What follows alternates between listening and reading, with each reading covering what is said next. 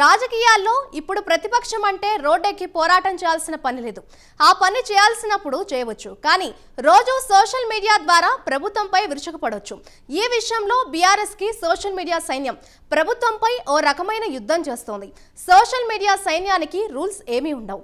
ప్రభుత్వంపై ప్రజల్లో అపోహలు పెంచడానికి ఎలాంటి వార్త ఉపయోగపడుతుందో అలాంటి దానిపై తెరపైకి తెచ్చి ప్రచారం చేయడమే. ప్రభుత్వం సీరియస్ అయి కేసులు పెడితే అదో అడ్వాంటేజ్ కానీ మైనస్ గా భావించడం లేదు. ఫలితంగా ప్రభుత్వంపై అటాక్ అంతకంతకు పెరిగిపోతుంది. దీనికి కౌంటర్ ఇవ్వడంలో కాంగ్రెస్ సోషల్ మీడియా బలం సరిపోవడం లేదు. ఇంతకీ కాంగ్రెస్ సోషల్ మీడియా వింగ్ ఏం చేస్తున్నట్లు?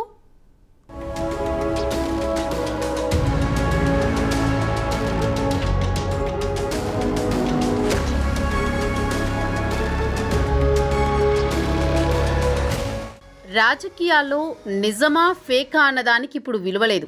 ఎంతమంది ప్రజల్ని నమ్మించగలమన్నది కీలకం. ప్రభుత్వంపై అపోహలు, వ్యతిరేకత పెంచగలిగే ఎలాంటి అవకాశాన్నైనా వదలరు. గత 5 నెలల కాలంలో బీఆర్ఎస్ సోషల్ మీడియా కాంగ్రెస్ ప్రభుత్వంపై ఎన్ని ప్రచారాలు చేసిందో లెక్కేలేదు. కరెంటు ఉండదన్న దగ్గర నుంచి ప్రతి సమస్యను భూతద్దంలో చూపించడం ప్రారంభించారు.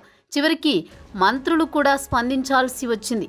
అయితే బీఆర్ఎస్ సోషల్ మీడియాకు తమ సోషల్ మీడియా ద్వారా కౌంటర్ ఇచ్చే విషయంలో కాంగ్రెస్ పార్టీ పూర్తి స్థాయిలో వెనుకబడిపోయింది. కౌంటర్లు ఇవ్వలేకపోతున్నామని అనిపించడంతో కొత్తగా టీముల్ని ఎంపిక చేసుకోవాలని అనుకుంటున్నారు. సోషల్ మీడియా ప్రచారంలో ఇన్నోవేటివ్ ఆలోచనలతో ఉండే రాజకీయ వ్యూహకర్త సునీల్ కనుగోలును ఈ అంశంలో సంప్రదించారని, ఆయన త్వరలోనే లీడ్ తీసుకుంటారని కాంగ్రెస్ సోషల్ మీడియా కష్టాలు తీరిపోతాయని అంటున్నారు.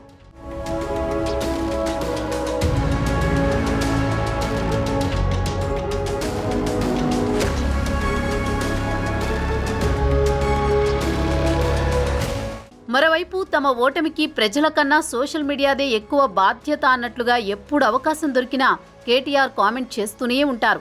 సోషల్ మీడియాలో వెనుకబడ్డం వల్లే ఓడిపోయారన్నది కేటీఆర్ పోస్ట్ మార్టం రిపోర్ట్. అప్పట్లో సహజంగానే 10 ఏళ్ల పాలనా వైఫల్యాలను కాంగ్రెస్ సోషల్ మీడియా వింగ్ బాగానే ఎండగట్టింది. అదే సోషల్ మీడియాలో కాంగ్రెస్ను వెంటాడుతోంది కేటీఆర్ టీం. కొత్త ఛానల్స్, కొత్త హ్యాండిల్స్తో కాంగ్రెస్ అడుగు తీసి అడుగు వేసినా కామెంట్ చేస్తోంది. కేటీఆర్ తమ పార్టీ సోషల్ మీడియా విభాగాన్ని అత్యంత పటిష్టంగా నిర్మించుకున్నారు. వ్యవస్థీకృతమైన సోషల్ మీడియా విభాగాన్ని ప్రపంచవ్యాప్తంగా ఉంచుకున్నారు. పార్టీ కోసం విస్తృతంగా సోషల్ మీడియాలో పనిచేసేవారు హైదరాబాద్లో మాత్రమే కాదు, ప్రపంచంలో అనేక దేశాల్లో ఉంటారు. వీరందరినీ కోఆర్డినేట్ చేసే వ్యవస్థను కూడా పకడ్బందీగా నియమించుకున్నారు. అందుకే ఓ అంశాన్ని ట్రెండ్ చేయాలంటే బీఆర్ఎస్ సోషల్ మీడియా ఇట్టే చేసేస్తుంది. సోషల్ మీడియా ప్రభావం తెలుసు కాబట్టి కేటీఆర్ ఓడిపోయిన తర్వాత కూడా సోషల్ మీడియా బలహీనపడకుండా చూసుకుంటున్నారు. దానికి ఇప్పుడు ప్రతిఫలం కనిపిస్తోంది. కాంగ్రెస్ ప్రభుత్వాన్ని ఇరకాటంలో పెట్టడంలో సోషల్ మీడియా విభాగమే కీలకంగా ఉంది. కేసులు అయినా ఎవరూ భయపడడం లేదు.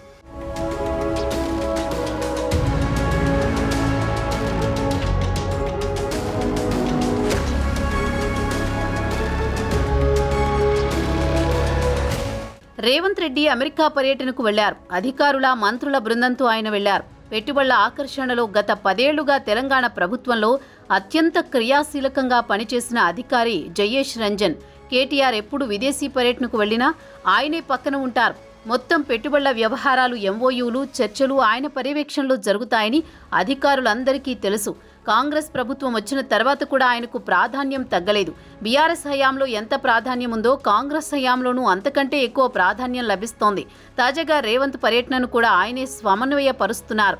పెట్టుబడుల ప్రతిపాదనలు, ఎంఓయూలను ఆయనే దగ్గరుండి చూసుకుంటున్నారు. అయితే స్వచ్ఛ బయో అనే ఓ కంపెనీతో చేసుకున్న ఎంఓయూ వివాదాస్పదమైంది. ఆ కంపెనీ ఇటీవలే ప్రారంభించారని, దానికి రేవంత్ సోదరుడే యజమాని అంటూ బీఆర్ఎస్ సోషల్ మీడియా బయటపెట్టి అసలు రేవంత్ సర్కార్ చేసుకుంటున్న ఒప్పందాలన్నీ ఫేక్ అని ప్రచారం ఉధృతం చేసింది. దీంతో జయేష్ రంజన్ స్వయంగా వివరణ ఇస్తూ వీడియో విడుదల చేయాల్సి వచ్చింది.